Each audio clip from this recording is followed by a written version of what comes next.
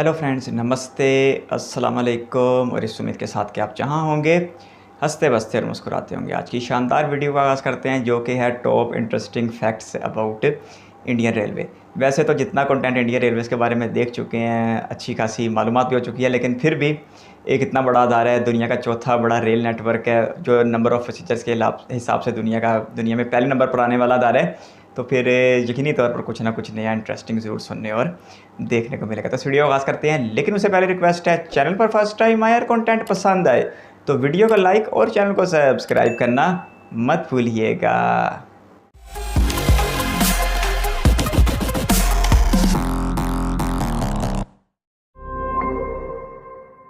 दुनिया के चौथे सबसे बड़े रेल नेटवर्क में से एक भारतीय रेलवे, जो करीब 70,000 किलोमीटर में फैला है और भारत की लंबाई और चौड़ाई को जोड़ता है। करीब 2 शताब्दियों से अधिक समय से भारतीय रेलवे देश के ट्रांसपोर्टेशन सिस्टम की रीढ़ रही है, जो हर दिन लाखों यात्रियों और माल की आवाजाही में योगदान देती है।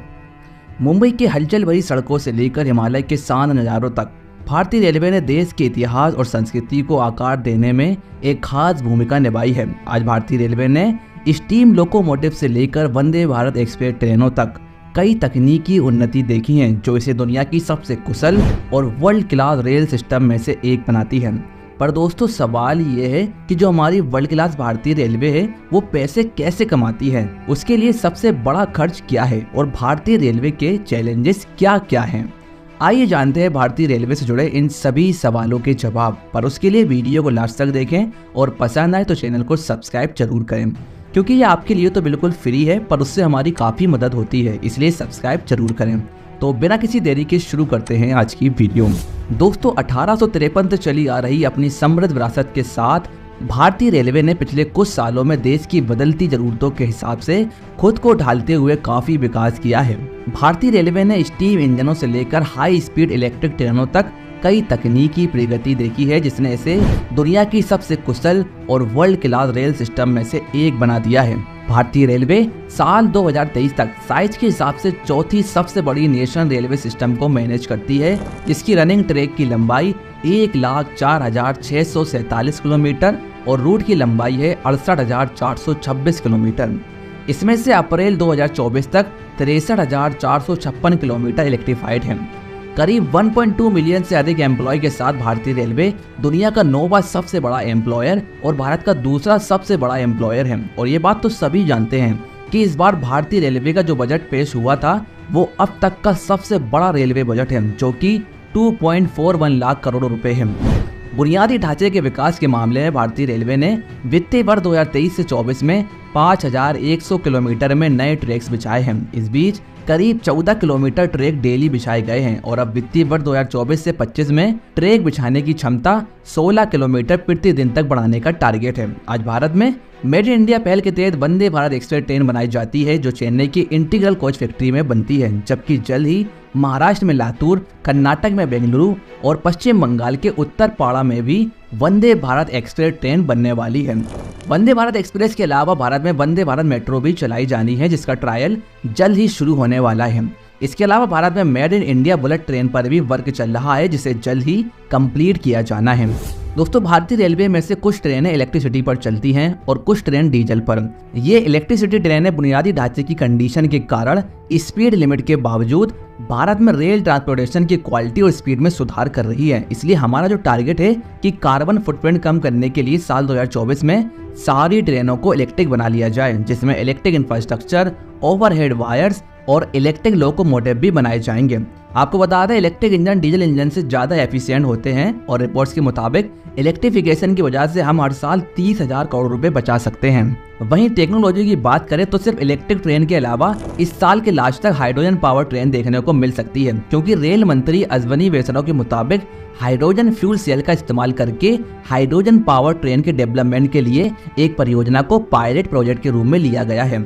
अगर हम भारतीय रेलवे के लॉन्गेस्ट रूट की बात करें तो असम के डिब्रूगढ़ से तमिलनाडु के कन्याकुमारी तक विवेक एक्सप्रेस द्वारा लॉन्गेस्ट रूट की यात्रा की जाती है, जिसमें करीब 75 घंटे और 30 मिनट का समय लगता है। वहीं शॉर्टेस्ट रूट उत्तर प्रदेश के बुंदेलखंड में कोच से लेकर 8 तक तय किया जाता है, जो करीब 13.68 किलोमीटर है। और जैसा कि सभी जानते हैं कि भारतीय रेलवे काफ़ी सारे प्रोजेक्ट हैंडल करती है, पर दोस्तों सवाल ये है कि इतने सारे प्रोजेक्ट को हैंडल करने में जो पैसा खर्च होता है वो कहाँ से आता है। तो आपको बता दें, भारतीय रेलवे का सबसे बड़ा इनकम सोर्स है फ्रेट ऑपरेशन, यानी कि किसी गुड्स या माल को एक जगह से दूसरी जगह तक ट्रांसपोर्ट करना।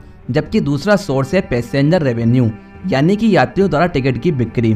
भारतीय रेलवे ने वित्तीय वर्ष 2023 से 24 में कुल 2.4 लाख करोड़ रुपए कमाए हैं, जो पिछले साल 2.23 लाख करोड़ से 17,000 करोड़ ज्यादा हैं। रेलवे ने 2022 से 23 में 1,512 मिलियन टन फ्रेट लोडिंग की थी, जिसमें वित्तीय वर्ष 2023 से 24 में गिरोह देखने को मिली है, जो लगभग 180 मिलियन टन ज्यादा है। इस दौरान कुल 648 करोड़ यात्रियों ने यात्रा की, जो पिछले साल की तुलना में 52 करोड़ अधिक है, क्योंकि पिछले साल कुल 596 करोड़ यात्रियों ने यात्रा की थी और उस वित्तीय वर्ष में 14 किलोमीटर प्रति दिन के हिसाब से भारतीय रेलवे ने 5,100 किलोमीटर नए ट्रैक्स बिछाए हैं।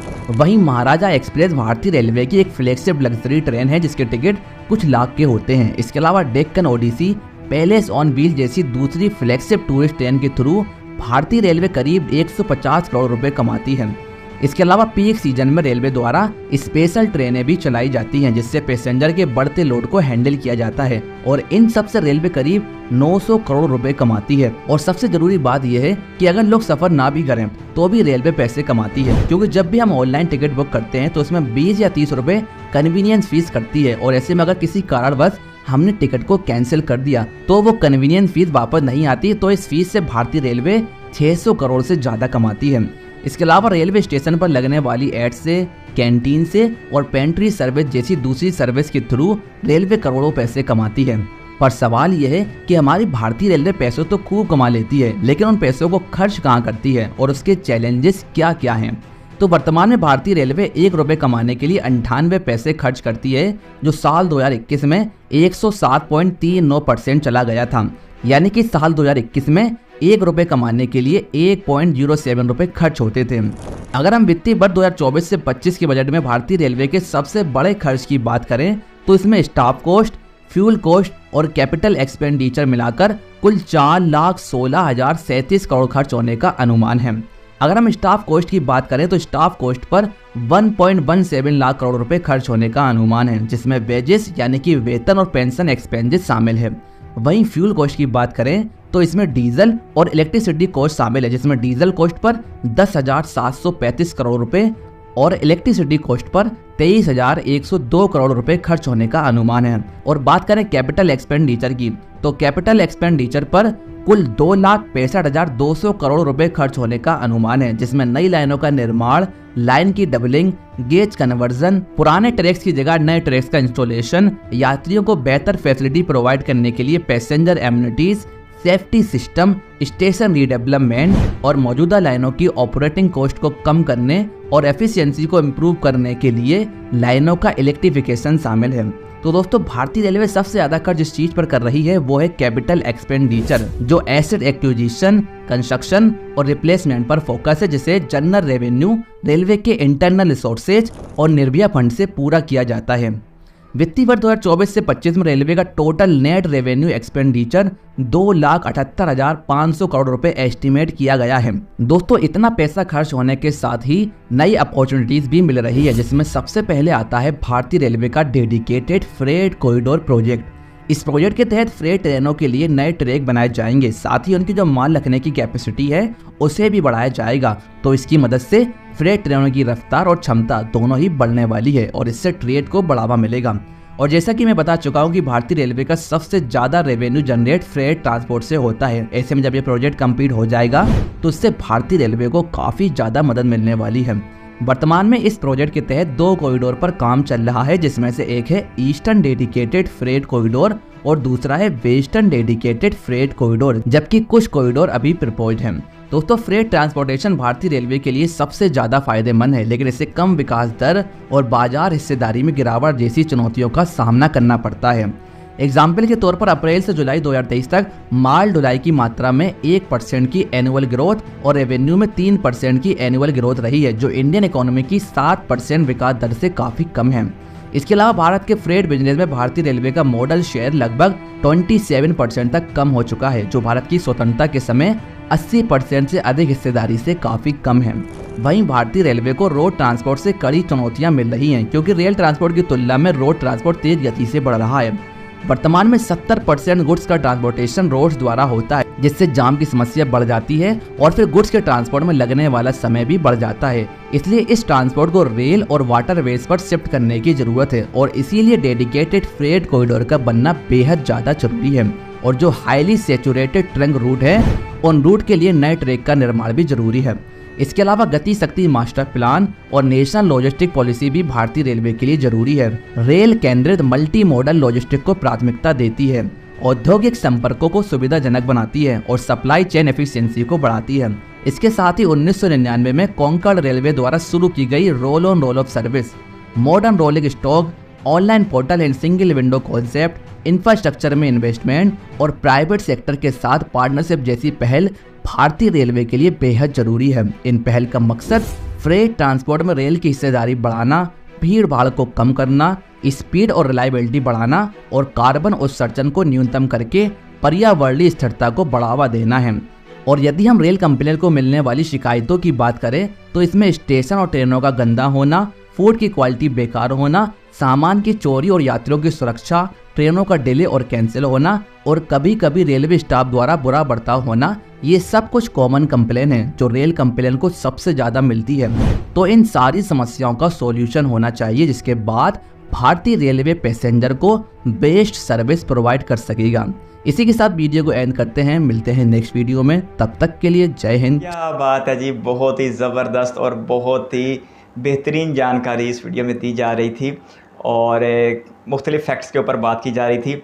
जिस तरह याद आता है यहाँ पर बात करने की कोशिश करते हैं, क्योंकि जो कुछ एक फैक्ट्स हैं वो तो बिल्कुल हमने करीब से देखे हैं। यानी कि जिस तरह बात की जा रही थी भारत के सबसे छोटे रेल रूट की, वो है जी यूपी में बुंदेलखंड रीजन में सिर्फ 13 किलोमीटर का। और इत्तेफाक की बात है कि अभी कुछ दिन पहले ही संदीप भाई के साथ वो जर्नी देखी भी हुई है, जिसके साथ वेब 4 लगा हुआ है और सिर्फ तीन डब्बों की ये ट्रेन है जो सिर्फ 13 किलोमीटर का फासला करती है। बेसिकली ये एक मेन लाइन है, शायद कानपुर से वाराणसी की वाली, उसके साथ इसको कनेक्ट करने के लिए बनाया गया है। और अगर सबसे बड़े रेल रूट की बात की जाए तो वो तमिलनाडु के कन्याकुमारी से है असम के दिब्रुगढ़ तक। वैसे तो मैं अक्सर इन स्टेट्स के बीच में नाम भूल जाता हूँ, लेकिन फिर भी मैं यहाँ लेने की कोशिश करता हूँ। ये तमिलनाडु से निकलती है, फिर ये इधर आंध्र प्रदेश में आती है, उसके बाद उड़ीसा, फिर वेस्ट बंगाल, उसके बाद फिर असम, शायद बीच में कोई रियासत रह भी गई हो। वैसे तो सुना था यार ये 9-10 रियासतों में गुजरती है, लेकिन यहाँ पर मेरे पास उंगलियों में सिर्फ अभी तक जो है सिर्फ 5-6 हुई हैं। खैर 42 किलोमीटर का फासला ये तय करती है, 75 घंटे का वक्त लेती है और ये भारत की सबसे लंबी ट्रेन है अपने रूट की लेंथ के हिसाब से। और संदीप भाई के साथ इसकी जर्नी देखी भी हुई है। और इसके बाद फिर और फैक्ट्स के ऊपर बात की जा रही थी। फिर अगर सोर्स ऑफ अर्निंग की बात की जा रही थी भारतीय रेलवे की, तो वो सबसे ज़्यादा फ्रेट से कमाने वाली का जो सेगमेंट है, जो फ्रेट का हिस्सा है, वो सबसे ज़्यादा बताया जा रहा था। और इससे की अफादियत को समझते हुए इंडियन रेलवेज 2 मेगा प्रोजेक्ट्स के ऊपर काम कर रही है, जिनके ऊपर कई बार हमने बात की हुई है, लेकिन मुख्तसर सी बात फिर कर लेते हैं। Eastern dedicated freight corridor, western dedicated freight corridor. Eastern dedicated freight corridor Ludhiana से शुरू होकर इधर वेस्ट बंगाल में हल्दिया पोर्ट तक जाता है। फिर इसी तरह western dedicated freight corridor Delhi से शुरू होकर इधर JNPT जवाहरलाल नेहरू पोर्ट तक जाता है। और इसके साथ साथ अब कई एक डेडिकेटेड फ्रीट कॉरिडोर की बातें सुनाई भी देने लगी हैं। तो इससे जो है वो इंडियन रेलवेज़ की जो फ्रीट की रफ्तार है, जो आज से कुछ अर्सा पहले तक सिर्फ 25 किलोमीटर फ़ी घंटा थी, वो बढ़ के 50 से 55 किलोमीटर फ़ी घंटा तक पहुँचने का इम्कान, और तकरीबन ये जो है वो ऑपरेशनल हो चुके हैं। और इसके बाद साथ फिर ये कमाई के एक बहुत ही बड़ा ज़रिया है। अब तो इस पर तकरीबन कई हज़ार करोड़ रुपए का जो है वो ख़र्चा किया गया है, लेकिन जो है इससे इंडियन रेलवेज़ को अच्छी खासी आमदन होने का अनुमान भी लगाया गया है। बाकी अब जो एक हौसला अफजा खबर इंडियन रेलवे से ये मिल रही थी कि भारतीय रेलवे अब अगर 98 पैसे लगाती है तो उसे 1 रुपया आउटपुट में मिलता है। हालांकि कुछ साल पहले तक भारतीय रेलवे 1 रुपये 7 पैसे अपनी जेब से लगाती थी, तो उसे आउटपुट में 1 रुपया मिलता था और वो हर 1 रुपये के पीछे 7 पैसे नुकसान में जाती थी। यही वजह है कि नरेंद्र मोदी की पिछली सरकार ने जो अपना आखिरी बजट पेश किया था, उसमें रेलवेज़ का हिस्सा बहुत बड़ा रखा था और 2.4 लाख करोड़ रुपए की बड़ी रकम रेलवे के लिए मुख्तस कर दी थी। जिसके सारे अखराजात के बारे में वीडियो में बता रहे थे। स्टाफ का ख़र्चा बता रहे थे, डीज़ल का, इलेक्ट्रिसिटी का ख़र्चा बता रहे थे। और जो सबसे बड़ा हिस्सा रखा गया इस बजट में, वो नए ट्रैक बिछाने के लिए, नई ट्रेनें चलाने के लिए और पहले से मौजूद ट्रैक्स को बेहतर करने के लिए बनाया गया। क्योंकि भारत में अगर आज भी हम ट्रेन की एवरेज स्पीड देखते हैं तो वो 100 किलोमीटर से ऊपर कोई भी ट्रेन अभी तक इंडिया में एवरेज स्पीड से नहीं चलती। हालांकि 160 किलोमीटर के ऊपर तीन ट्रेनें चलती हैं, 2 वंदे भारत और एक गतिमान। 150 के ऊपर भी दिल्ली भोपाल शताब्दी चलती है, 140 के ऊपर कोणार्क एक्सप्रेस चलती है और 130 के ऊपर राजधानी चलना तो मामूल की बात है। लेकिन उसके बावजूद जो है वो किसी भी ट्रेन की एवरेज स्पीड जो है वो 100 किलोमीटर नहीं निकलती।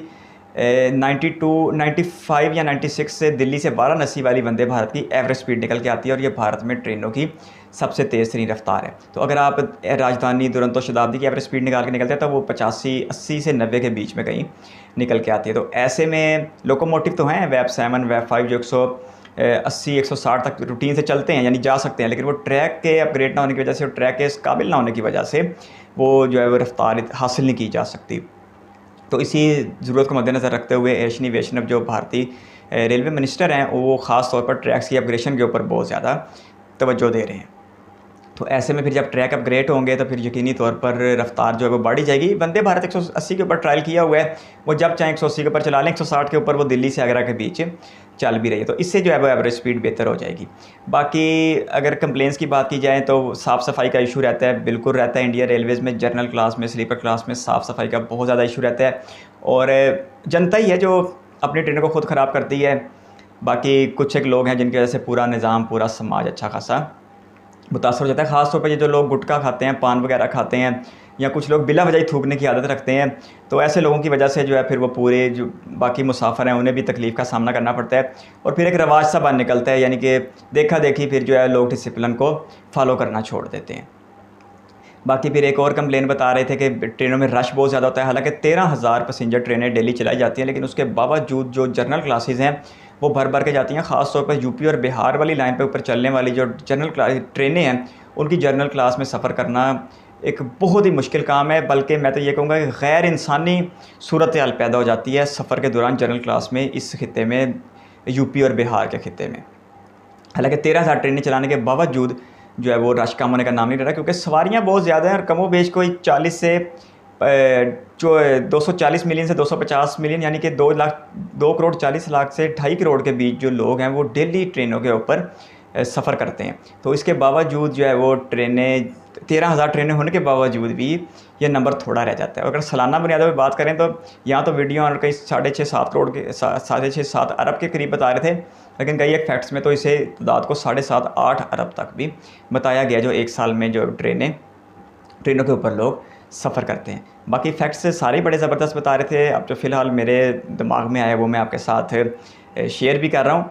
और इंडियन रेलवेज़ ये इसमें कोई शक नहीं कि अपग्रेड हो रही है, जिसकी सबसे बड़ी मिसाल है किसी ज़माने में स्टीम था। चलो स्टीम के बाद डीज़ल भी गौरों के ज़माने में आया, लेकिन डीज़ल के बाद जो डीज़ल जो है वो आज़ादी के बाद आया, उसके बाद इलेक्ट्रिक भी आज़ादी के बाद आया। और अब जो वंदे भारत है ये तो 100% मेड इन इंडिया है, जिसे फ़िलहाल तो ICF चेन्नई में तैयार किया जा रहा है, लेकिन अगले कुछ सालों में उसे 3-4 फैक्ट्रियाँ और बता रहे थे महाराष्ट्र में, वेस्ट बंगाल में, जिससे उसको तैयार किया जाएगा। फिर एक made in India bullet train के ऊपर भी काम चल रहा है, ताकि जो पहली HSR है अहमदाबाद से मुंबई, वो 2017 से शुरू हुई है, 2026 में उसका 40 सेक्शन ऑन होगा और 2028 में वो मुकम्मल होगी।